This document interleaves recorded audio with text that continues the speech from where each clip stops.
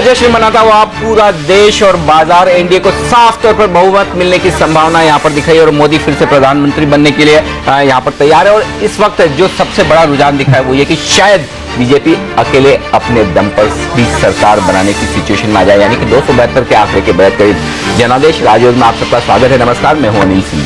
नमस्कार, मैं हूं आशीष वर्मा और मार्केट उसी पर रिएक्ट करते हुए तगड़े अप मूव्स के साथ तगड़ा उछाल भारतीय बाजारों में देखने को मिल रहा है। सेंसेक्स और निफ्टी इस समय ऑलमोस्ट 4% के आसपास का उछाल दिखाते हुए दिन के दौरान सेंसेक्स ने 25,000 के बियॉन्ड जाके ट्रेड करते हुए दिखाया। 7,500 के ऊपर निफ्टी जाके कारोबार कर रहा था। इन लेवल से अब हल्का सा दबाव जरूर देखने को मिलेगा, लेकिन इस समय शायद एक बड़ा सवाल उभर के आ रहा है मार्केट पार्टिसिपेंट्स के दिमाग में कि एनडीए तो अब क्लियर कट मेजॉरिटी की तरफ बढ़ती हुई नजर आ रही है, लेकिन क्या बीजेपी अकेले अपने दम पर 272 के आंकड़े को पार करती हुई नजर आएगी? और जिस तरह के रुझान आ रहे हैं काफी हद तक वो होप्स अभी भी रिवाइव होती हुई नजर आएंगी। लेकिन जिस तरह की क्लीन स्वीप देखने को मिल रही है, खासतौर पे गुजरात हो, एमपी हो, दिल्ली में हमने देखा है क्लीन स्वीप बीजेपी की तरफ से। इनफैक्ट एक लैंडस्लाइड की तरफ मूव करती हुई नजर आ रही है बीजेपी इस समय। यूपी में सैफ्रॉन का एक सर्च देखने को मिलेगा आपको, बिहार जैसे पॉकेट्स में भी। और सिर्फ जो नॉर्थ वेस्ट के वेव की बात करी जा रही थी उसके बियॉन्ड अब बीजेपी की कई जगह आप देखेंगे अक्रॉस द कंट्री वेव देखने को मिल रही है। कर्नाटक, आंध्र प्रदेश में अच्छे खासे रुझान है। इनफैक्ट नॉर्थ ईस्टर्न स्टेट्स में भी बीजेपी के हालात सुधरते हुए नजर आ रहे हैं। लेकिन चलिए,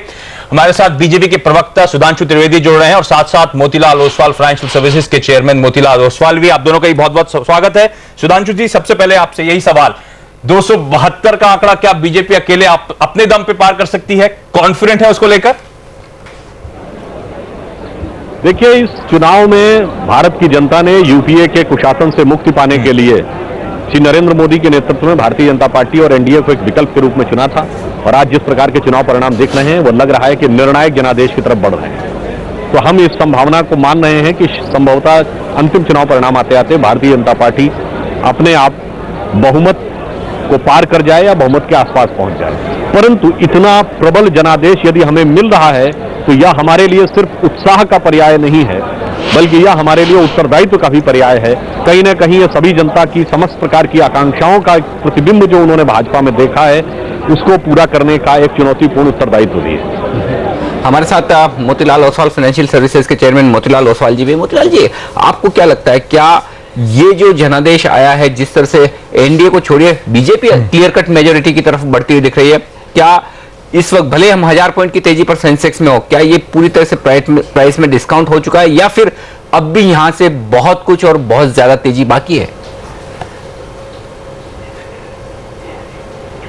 देखिए, मुझे लगता है कि जो रिजल्ट जो आए हैं काफी सरप्राइजिंग है।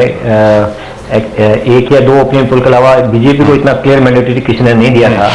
तो एक क्लियर मैंडेट एक जो आया है, एक सिंगल गवर्नमेंट को जो बहुत सालों के बाद आया है। एक चीज मैं कहूँगा अनिल जी की पूरे जितने भी इंडिया के जितने भी और इवन इंटरनेशनल इन्वेस्टर्स हैं, पिछले 22 साल में पहली बार कोई सिंगल पार्टी गवर्नमेंट आ रही है और वो किसी ने उसका इम्पैक्ट, पॉजिटिव इम्पैक्ट देखा नहीं है। सो मुझे लगता है कि अभी बहुत कुछ बाकी है। शुरुआत बहुत अच्छी हुई है, लेकिन at the same time I think इतने यूफोरिया में इन्वेस्टर्स को थोड़ा सा काफी कॉशियस भी रहना पड़ता है कि भाई उनका स्टॉक सिलेक्शन कैसा है और उनका पोर्टफोलियो काइंड ऑफ अप्रोच भी कैसी है। सो मैं तो यहाँ से बहुत होपफुल हूँ और मुझे लगता है कि एक अच्छी शुरुआत है। चलिए, तो बहुत होपफुल है और इनफैक्ट किसी ने कहा भी है probably it's just the beginning of a new beginning. लेकिन चलिए सुधांशु जी, आपसे जानना चाहूंगा, अब जब इलेक्शन वर्डिक्ट हमारे सामने आ चुका है ऑलमोस्ट, अब हम लगा सकते हैं आकलन, सबकी नजरें होंगी अब गवर्नमेंट फॉर्मेशन को लेकर। किस टाइमलाइन पे आप वर्क कर रहे हैं, कब तक एक्सपेक्ट करें वो अनाउंसमेंट्स आते हुए? देखिए, संभवतः कल भारतीय जनता पार्टी के संसदीय बोर्ड की बैठक होगी और जिसमें यह तय किया जाएगा कि हमारा जो संसदीय दल है, यानी पार्लियामेंट्री पार्टी की मीटिंग कब बुलाई जाएगी और एनडीए की पार्लियामेंट्री पार्टी की मीटिंग कब बुलाई जाएगी और उसमें श्री नरेंद्र मोदी को औपचारिक रूप से नेता चुना जाएगा। और उसके बाद वह तय करेंगे कि कब हम सरकार बनाने का दावा करेंगे और कब शपथ लेंगे। परंतु इसमें ज्यादा महत्वपूर्ण बात यह है कि ये जो परिस्थिति आई है, देश जो एक बहुत ही दुर्दशा में से था उसमें से निकालने के लिए जनता ने जो हमें समर्थन दिया है उसके लिए हम जनता के आभारी तो हैं ही, परंतु कहीं न कहीं हमें उन सारी अपेक्षाओं पर खरा उतरना है और हमें पूर्ण विश्वास है कि मोदी जी के नेतृत्व में भारतीय जनता पार्टी सभी जन आकांक्षाओं पर खरा उतरेगी।